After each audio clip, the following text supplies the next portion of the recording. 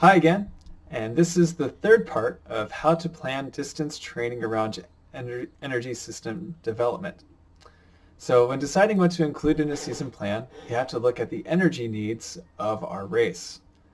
For a long sprinter, someone who's focused on the 4 and the 800, they would want a good balance between aerobic and anaerobic work. For a mid-distance runner, and this is anybody running the 800 to the 5K, yes, 5K is mid-distance, there would be far more emphasis on aerobic work. We also need to consider that the faster we run, the greater the chance we have of injury. For a person who hasn't been running for a long time, the risk of fully integrating anaerobic training in a long-term plan isn't worth it yet. So anaerobic training is purposely minimized and to an extent neglected for significant periods of time. And when a runner becomes stronger and shows that they're injury resistant, we can work it in more often. So with all this in mind, especially the injury prevention, I recommend a three-tiered approach to long-term development. So beginning with a true beginner, they would stick mostly with aerobic work, easy runs, long runs, but with the occasional tempo run. And they would do this for 6, 8, 12 weeks of their season before doing a very shortened cycle that has more specific interval training and anaerobic repeats. Someone who's already shown that they can handle this kind of running, they've run for several months in a row, they can go into a more intermediate training plan where they do more tempos and intervals. They still need to be injury cautious, so full-on anaerobic training is delayed until later on in the season. So this is usually what's done in high schools for distance training, and it's called linear periodization.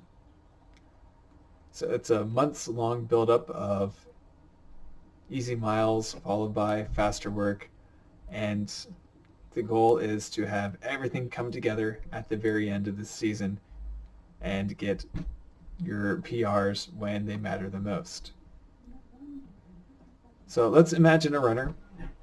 They're in the intermediate range and they have 14 weeks from the beginning of the season until district championship. I would spend the first 4 weeks only doing easy runs, long runs, and one tempo a week.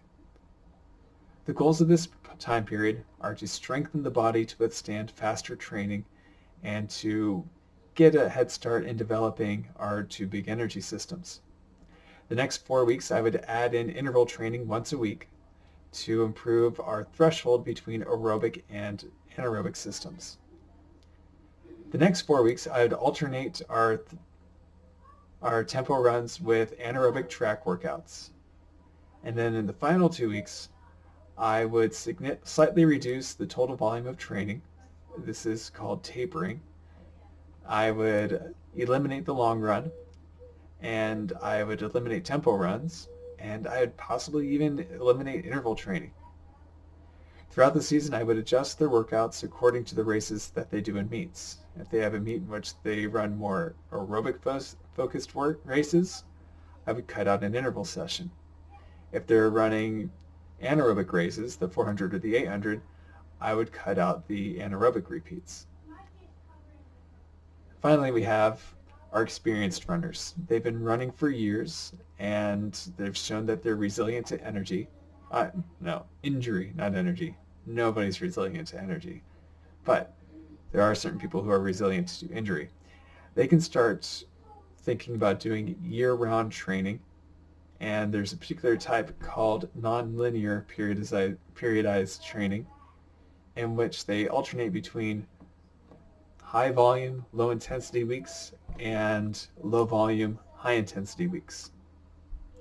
So this runner would do 1 week with a tempo run, a long run, and a long interval session, filling in the other days with easy runs. And the next week, they would do an interval session and an anaerobic session. And the other days do easy runs. And some days they might even be running twice a day. This runner would not need to do any tapering before a big race, and they would be running year-round. At some point, either in the summer or the winter, they would have 6 to 8 weeks of easier running where they don't do the low volume, high speed work.